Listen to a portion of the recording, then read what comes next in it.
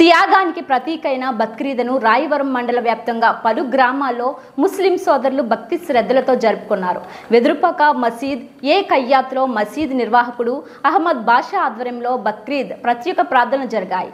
ఇమాం హఫీజ్ మహమ్మద్ అబూబక్కర్ అబీబీ ఖురాన్ పఠించి ప్రత్యేక ప్రార్థన చేశారు.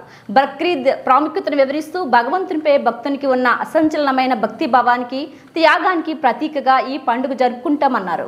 త్యాగం, పరోపకారం, సహనం, సమానత్వం, సామరస్యాలకు ప్రతీకగా ఈ పండుగ నిలుస్తుందన్నారు. ప్రత్యేక ప్రార్థనల అనంతరం ఒకరికొకరు ఈద్ ముబారక్ చెప్పుకున్నారు, స్వీట్లు పంచుకున్నారు.